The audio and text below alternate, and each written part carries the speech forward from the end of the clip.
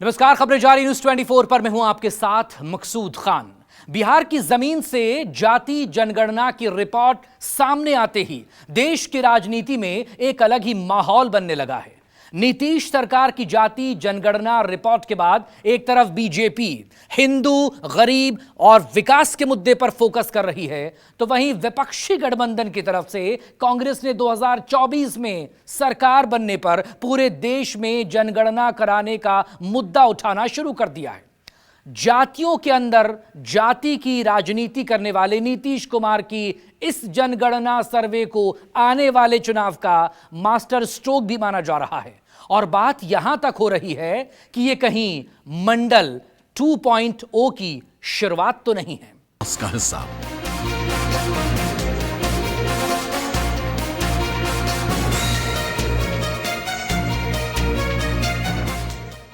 जाति कार्ड हुआ तैयार, देश में सियासत आर पार।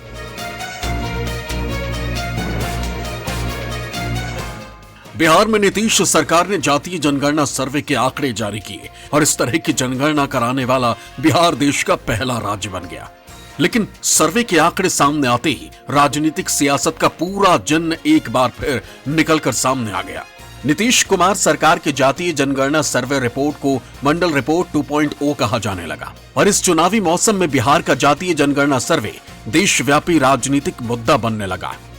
33 सालों के बाद एक बार फिर से जातीय जनगणना की रिपोर्ट चर्चा में आई है और इस रिपोर्ट के आने के बाद सियासत भी गर्मा गई है। जातीय जनगणना की रिपोर्ट के सहारे कांग्रेस सहित तमाम दूसरे दलों ने भी ओबीसी और सामाजिक न्याय का कार्ड खेलने की तैयारी कर ली है। वहीं बीजेपी इस रिपोर्ट को लोगों में भ्रम फैलाने वाली बता रही है। सियासी गलियारों में यह भी कहा जा रहा है कि नीतीश कुमार ने 2024 के चुनाव के ठीक पहले ट्रम्प कार्ड खेला है। महागठबंधन सरकार ने मंडल कमीशन के दौर के बाद ओबीसी सियासत को गरमाने का नया रास्ता दे दिया है। बिहार में जो जातीय जनगणना के आंकड़े जारी किए गए हैं, उसके मुताबिक बिहार की कुल 13 करोड़ आबादी में से कुल पिछड़ा वर्ग की आबादी है 63.14%, जिनमें से पिछड़े वर्ग की आबादी है 27.13%, अति पिछड़े वर्ग की आबादी है 36.02%, अनुसूचित जाति 19.66% और अनुसूचित जनजाति 1.69%, वही सामान्य वर्ग की आबादी 15.53% और मुस्लिम आबादी 17.71%। जातिगत जनगणना के जो आंकड़े सामने आए, उससे अब ओबीसी के साथ साथ अति पिछड़ा समुदाय भी बिहार की राजनीति में खुद को अगवा मान रहा है। आपको बता दें कि बिहार में अति पिछड़े वर्ग की आबादी 36%, जिसमें करीब 114 जातियां शामिल हैं। ऐसे में बिहार में अति पिछड़ा वर्ग राजनीति में अपनी भागीदारी को लेकर नए सिरे से दावा कर सकता है, क्योंकि उनकी आबादी के लिहाज से ये कहा जा सकता है कि सत्ता की चाबी अब उनके हाथों में है और नीतीश कुमार की जेडीयू से लेकर आरजेडी और बीजेपी तक की नजर अति पिछड़ा जातियों के वोट बैंक पर है। इस रिपोर्ट का असर तो देशव्यापी होगा, इससे इनकार नहीं किया जा सकता है। तो एक दबाव तो होगा देश स्तर पर कि जरा बाकी राज्यों में भी या देश स्तर पर भी एक ओबीसी के आंकड़े को देख लिया जाए। सत्ता पक्ष इसको राष्ट्रीय अस्मिता, राष्ट्रीय मुद्दा, राष्ट्रभक्ति के साथ इसको पोलराइज करने की कोशिश करेगी, क्योंकि भारतीय जनता पार्टी केंद्र में है और वह किसी भी कीमत पर हिंदू मतों के पोलराइजेशन में इस मुद्दे को हावी नहीं होने देगी। जबकि विपक्ष इस मुद्दे को भुनाने की कोशिश करेगी कि अगर ओबीसी का बिहार में ये परिणाम आया है तो राष्ट्रव्यापी भी एक बार ओबीसी को देख लीजिए कि उनकी संख्या कितनी है। बिहार की राजनीति में जातियों का इस्तेमाल हमेशा वोट बैंक के तौर पर ही हुआ है, लेकिन नीतीश कुमार ने जाति के अंदर जाति को बांटकर एक अलग राजनीति को स्थापित किया। बिहार में 2005 में नीतीश और बीजेपी ने लालू राबड़ी राज को उखाड़ फेंका और बिहार की कुर्सी मिलने के बाद नीतीश कुमार ने वही किया जो इस सूबे का कड़वा सच था, यानी जाति। नीतीश कुमार ने 2 नई जातियों के वर्गों का गठन किया। इन्हीं में से एक था अति पिछड़ा वर्ग, जो अब एक बार फिर बिहार की सियासत में ध्रुव का इक्का साबित हो सकता है। माना जा रहा है कि बीजेपी पर भी केंद्रीय स्तर पर जातिगत जनगणना कराए जाने का दबाव बढ़ रहा है। बीजेपी ओबीसी मोर्चे को भी तगड़ी टक्कर दी गई। कांग्रेस नेता राहुल गांधी ने भी अपने इरादे साफ कर दिए राहुल गांधी ने जिसके जितनी आबादी उसकी उतनी हिस्सेदारी का नारा बुलंद किया है। महिला आरक्षण बिल से लेकर राहुल हर चुनावी रैली में ओबीसी को लेकर सरकार को घेर रहे हैं। हिंदुस्तान में ओबीसी कितने हैं?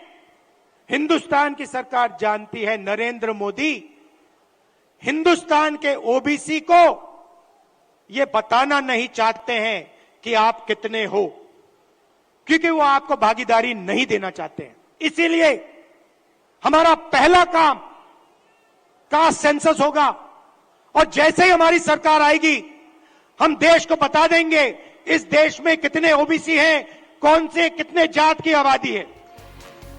तो वहीं पीएम मोदी ने कांग्रेस पर जाति के आधार पर देश को बांटने का आरोप लगाया। साथ ही साथ पीएम ने पूर्व प्रधानमंत्री मनमोहन सिंह के बयान के जरिए कांग्रेस को घेरते हुए पार्टी को मुस्लिमों के साथ छल करने वाला भी बता दिया। कल से कांग्रेस ने एक अलग लाभ आरोपना शुरू कर दिया है। ये कांग्रेस के नेता कहते हैं जितनी आबादी उतना हक। मैं कहता हूं इस देश में अगर सबसे बड़ी कोई आबादी है तो वो आबादी गरीब है, और इसलिए मेरे लिए गरीब ही सबसे बड़ी आबादी है, और गरीब का कल्याण यही मेरा मकसद है। भारत के पूर्व प्रधानमंत्री मनमोहन सिंह जी तो कहा करते थे कि देश के संसाधनों पर पहला हक माइनॉरिटी का है, अल्पसंख्यकों का है, और उसमें भी मुसलमानों का है। अब कांग्रेस कह रही है कि आबादी तय करेगी कि पहला हक किसका होगा। यानी क्या अब अल्पसंख्यकों का हक कांग्रेस कम करना चाहती है क्या? एनडीए और आईएनडीए दोनों अपने अपने तरफ से इसको भुनाने की कोशिश करे। बीजेपी इसके साथ काउंटर करेगा क्या? जो एक तो धर्म को लेकर के काउंटर करेगा, जो 80% को लेकर काउंटर करेगा, दूसरा 50% जो महिलाओं को आरक्षण को लेकर के उन्होंने बात किया है जो अभी तक, उसको लेकर के भी काउंटर करेगा। तो चर्चा उसकी भी होगी, चर्चा धर्म की भी होगी और चर्चा जाति की भी होगी। बिहार से जातीय जनगणना सर्वे की रिपोर्ट सामने आने के बाद देश में एक बार फिर मंडल कमंडल पार्ट 2 की राजनीति की चर्चा होने लगी। एक तरफ नीतीश कुमार कास्ट पॉलिटिक्स कर रहे हैं, तो वहीं पीएम मोदी जातियों को नकार कर हिंदू वोट पर फोकस है उनका। जातीय जनगणना के बाद जातियों में जाति की रणनीति सेट हो रही, वहीं बीजेपी जाति आधारित पॉलिटिक्स से दूर गरीब और विकास को मुद्दा बना रही। बिहार में जातीय जनगणना करवाकर नीतीश कुमार ने राज्यों के लिए दरवाजे खोले, तो बिहार की जातीय जनगणना के बाद मोदी सरकार पर जनगणना का दबाव बढ़ गया है। देश में आखिरी बार 1931 में जातिगत जनगणना के आंकड़े जारी किए गए थे। इसके बाद 1941 में जातिगत जनगणना तो हुए, लेकिन उसके आंकड़े सार्वजनिक नहीं किए गए थे। यानी कि देश में जो भी योजनाएं चल रही हैं वो 1931 के जनगणना के हिसाब से ही चल रही हैं। करीब 92 साल पुराने इस जनगणना के आंकड़ों के हिसाब से देश में फिलहाल 52% ओबीसी समुदाय के लोग हैं। हालांकि 1951 में भी जातिगत जनगणना की मांग उठी थी, लेकिन तब की सरकार ने यह कहते हुए इस मांग को खारिज कर दिया गया था कि इससे सामाजिक ताना बाना बिगड़ सकता है।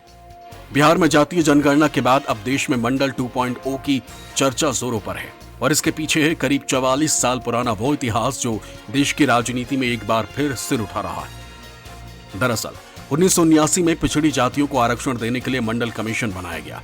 इस आयोग ने ओबीसी वर्ग को आरक्षण देने की सिफारिश की।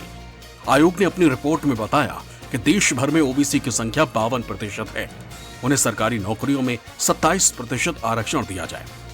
आयोग ने साल 1980 में अपनी रिपोर्ट प्रस्तुत की और 1990 में इसे लागू किया गया था। आयोग की रिपोर्ट के विरोध में देश भर में विरोध प्रदर्शन हुए थे। 2011 में कांग्रेस की यूपीए सरकार ने भी सामाजिक आर्थिक जनगणना करवाई थी, लेकिन इसके आंकड़े जारी नहीं किए गए थे। ओबीसी मुद्दे पर काका कालेलकर कमीशन भी 1953 में बनाया गया था, जिसमें 2399 पिछड़ी जातियों की पहचान की गई थी। हालांकि कई खामियों के कारण आयोग की सिफारिशें लागू नहीं की गई। बाद में 20 दिसंबर 1978 को मोरारजी देसाई की सरकार ने पिछड़ा वर्ग आयोग का गठन किया। इसे ही मंडल आयोग के नाम से जाना गया। जनवरी से मंडल आयोग ने काम शुरू किया। इसके अलावा 2017 में सब कैटेगराइजेशन के संबंध में जस्टिस रोहिणी कमीशन भी बनाया गया था। आयोग ने इसी साल जुलाई में एक रिपोर्ट राष्ट्रपति द्रौपदी मुर्मू को सौंपी थी। हालांकि ये रिपोर्ट भी अभी तक सार्वजनिक नहीं की गई। हालांकि सोमवार को आंकड़े सामने आने के बाद मुख्यमंत्री नीतीश कुमार ने पत्रकारों से बातचीत करते हुए इस सवाल को टाल दिया कि क्या यह सर्वे मंडल पार्ट 2 साबित होगा। दरअसल विभिन्न जातियों की तरफ से उनकी आबादी के अनुपात में संशोधित कोटा की मांग उठाई जा रही और इसे बीजेपी के लिए परेशानी पैदा करने वाला माना जा रहा। जो हम लोग बिहार में कर रहे हैं, कोई आज तक किया है बिहार में जितना बढ़िया होगा, और इसके बारे में हम लोग जो उसके हित में कोई भी काम सभी जातियों का, ये नहीं कर रहे, एक की बात हम नहीं कर रहे, सबके हित में जो काम आगे बढ़ेगा तो वो हम लोग करेंगे। क्या काम किए शेड्यूल कास्ट, क्या काम किए शेड्यूल ट्राइब, अति पिछड़ा को अभी भी मान्यता दिए हैं पूरे देश में। बोलिए पिछड़ा ही न है, अति पिछड़ा तो बिहार में है। तो इसीलिए ये सब उनको क्या आइडिया है, कोई आइडिया है? जाति तो एक सच्चाई है, लेकिन राजनीतिक पार्टियां इसको अपने फायदे के लिए इस्तेमाल करते रही है, इससे इनकार नहीं किया जा सकता है। अब भारतीय जनता पार्टी कह रही है कि अगर हिंदू हैं तो वो हिंदुओं को आप मत बांटिए अगड़ा में पिछड़ा में, जबकि नीतीश कुमार जी ने तो यही कार्ड खेला है बिहार में। इसके फायदे भी लिए और सत्ता में इतने दिनों तक इस आधार पर बने रहे। लेकिन भारतीय जनता पार्टी को ये जातियों वाली पीछ सूट नहीं करेगी, क्योंकि उनको तो अगर हिंदुत्व का नारा और अगर वो वोटर अगर एकजुट होकर के उसके पक्ष में गोलबंद नहीं होंगे तो स्वाभाविक है कि उसका लाभ या तो क्षेत्रीय पार्टियां ले जाएंगी या कांग्रेस ले जाएंगी। तो भारतीय जनता पार्टी तो इस जातीय फ्रैक्चर को रोकने की कोशिश करेगी। जातिगत जनगणना के आंकड़ों को जारी कर नीतीश कुमार ने 2024 के लिए मास्टर स्ट्रोक चल दिया है। बिहार जातिगत जनगणना के आंकड़े जारी करने वाला पहला राज्य बन गया है। इससे पहले देश में 1931 में जातिगत जनगणना के आंकड़े जारी हुए थे।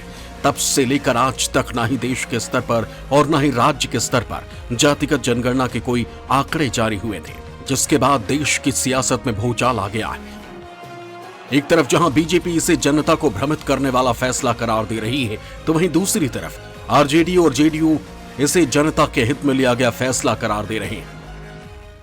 हम लोगों की शुरू से ही ये मांग रही है, सड़क से संसद तक हम लोगों ने संघर्ष किया था। जातीय जनगणना हम लोग चाहते थे, लेकिन बिहार में हम लोगों ने जाति आधारित गणना हम लोगों ने कराया है। और साइंटिफिक जो डेटा जो है, आर्थिक सामाजिक न्याय की जो लड़ाई लगातार हम लोगों ने जो लड़ी है, और चुनाव में भी यह हमेशा से हम लोगों का अहम मुद्दा रहा है, बेरोजगारी और जातीय जनगणना को लेकर के। आज जारी किया गया है जो साइंटिफिक आंकड़ा कास्ट बेस्ड सर्वे का, हम लोगों ने कम समय में सरकार बनने के बाद ही कम समय में हम लोगों ने जानकारी इकट्ठा भी की है। और आज ऐतिहासिक दिन पर जो है ऐतिहासिक काम जो है हम लोगों ने किया है, जारी भी किया है।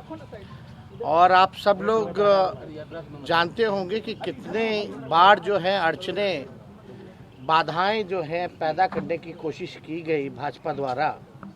नीतीश कुमार की सरकार को बार बार मैं कह रहा था कि तुरंत रिपोर्ट जारी करो, और ये आधा अधूरा रिपोर्ट है।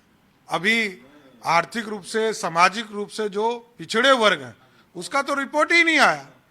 अभी सिर्फ जातियों की गणना नीतीश कुमार जी ने बताया है। बस जातीय अनुमाद फैलाना, लालू जी का ये आदत रहा है, जातीय अनुमाद फैलाना।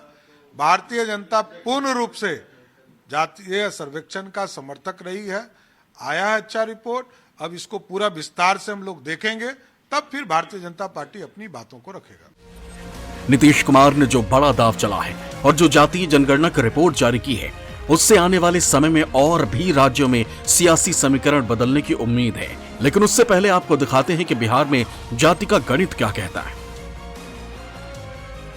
यादव 14.26%, दुसाद, धारी, धरही 5.32%, कुशवाहा 4.21%, शेख 3.82%, ब्राह्मण 3.62%, मोमी 3.54%, राजपूत 3.45%, मुसहर 3.08%, कुर्मी 2.87%, भूमिहार 2.86%, मल्लाह 2.60%, बनिया 2.32%, धानुक 2.14%, नाई 1.59%, बढ़ई 1.45%। चुनावी मौसम में जातीय जनगणना का दाव खेलकर नीतीश कुमार ने बीजेपी की मुश्किलें बढ़ा दी। ऐसे में अब 2024 में सियासी समीकरण बदलते नजर आने लगे। वही बिहार की सियासत में किंग मेकर की भूमिका में नजर आने वाले ओबीसी, एससी, एसटी की बात करें तो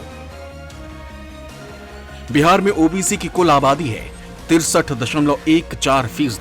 वहीं देश में कुल ओबीसी आबादी की बात करें तो वो है 42.2%। वहीं अगर एससी की बात करें तो बिहार में कुल एससी की आबादी 19.66%। वहीं देश में कुल आबादी है 20 से 21%। एसटी की जनसंख्या बिहार में है 1.69%। वहीं देश भर में कुल आबादी है 9 से 10%। बिहार में जाति आधारित राजनीति का इतिहास बहुत पुराना है। ऐसे में जाति और वर्ग के बीच घूमती बिहार की राजनीति में कौन किसके साथ है और किसका रुझान किसकी तरफ रहता है, चलिए आपको बताते हैं। भले ही सर्वे कराकर नीतीश कुमार ने मास्टर स्ट्रोक चला हो, लेकिन सर्वे के आंकड़े क्या कहते हैं और किसका पलड़ा कितना भारी है, तो चलिए आपको बताते हैं। अगर सवर्ण जाति के रुझान की बात करें तो ब्राह्मण, जिसकी आबादी राज्य में 3.65% है, उसका रुझान बीजेपी की तरफ ही रहा है। वही राजपूत, जो कि 3.45%, वो मतदाता भी बीजेपी के साथ ही हमेशा खड़ा रहा है। भूमिहार, जिसकी आबादी 2.86%, वो भी बीजेपी का कोर वोटर है। वहीं कायस्थ 0.6% भी बीजेपी का वोट बैंक है। लेकिन यहां शेख यानी कि मुस्लिम, जिसकी आबादी 4.96% है, वो लालू यादव के आरजेडी का कोर वोटर माना जाता है। यानी कि बीजेपी की तरफ रुझान रखने वालों की संख्या है 10.56%। वहीं अगर पिछड़ी जाति के रुझान की बात करें तो यादव वोटर्स, जिनकी संख्या 14.2%, वो आरजेडी का कोर वोट बैंक माना जाता है, यानी उसका रुझान लालू यादव की ओर है। वहीं कुर्मी, जिससे कि सीएम नीतीश कुमार आते हैं, उनकी आबादी है 2.87, जो कि नीतीश कुमार की पार्टी जेडीयू का कोर वोट बैंक है। वहीं तेली 2.81 बीजेपी की तरफ रुझान रखता है। वैश्य 2.31% बीजेपी की तरफ रुझान रखता है। मल्लाह 2.60% बीजेपी, नोनिया 1.91% बीजेपी और बढ़ई 1.45% बीजेपी के साथ नजर आता है। यानी एनडीए के लिए रुझान 11.08% है, तो वहीं महागठबंधन के लिए 17.07%। बिहार में जातीय जनगणना को लेकर सियासत बरसों पुरानी। अगर जातीय जनगणना की टाइमलाइन पर गौर करें, 18 फरवरी 2019 को बिहार विधानमंडल ने प्रस्ताव पारित किया। 2 जून 2022 को नीतीश कैबिनेट से जनगणना कराने पर मुहर। 2 जून 2022 को 2 चरणों में जनगणना कराने का फैसला हुआ। 7 जनवरी 2023, 31 जनवरी 2023 के बीच पहले चरण में मकानों की गिनती और लिस्ट बनी। 15 अप्रैल 2023 से 5 अगस्त 2023 को दूसरे चरण में व्यक्तियों की गणना की गई। 5 अगस्त 2023 को सारे आंकड़े मोबाइल ऐप के जरिए जमा किया गया। 2 अक्टूबर 2023 को बिहार जाति आधारित गणना 2022 जारी किया गया। अब नीतीश सरकार ने बिहार में जाति आधारित जनगणना की रिपोर्ट सार्वजनिक कर दी। इस रिपोर्ट की सत्यता पर अभी काफी राजनीतिक बहस होगी, इसे भी तय मान लीजिए। लेकिन इसी रिपोर्ट में जो आंकड़े सामने आए हैं, उसने नीतीश कुमार के 10 साल पहले के फैसले को एकदम सटीक ठहरा दिया। बिहार में इस रिपोर्ट के मुताबिक सबसे ज्यादा जनसंख्या अति पिछड़ों की ही है, यानी पूरी 36.01%। अगर नीतीश कुमार सरकार की ये रिपोर्ट सही है तो इसे एकदम तय मान लीजिए कि यही अति पिछड़ा वोट बैंक 2024 लोकसभा चुनाव में बिहार के लिए गेम चेंजर साबित होने जा रहे हैं। जो भी दल इस वोट बैंक को अपनी तरफ खींच लेगा, उसकी सियासी जंग में जीत करीब करीब तय हो जाएगी। Bureau report, news 24।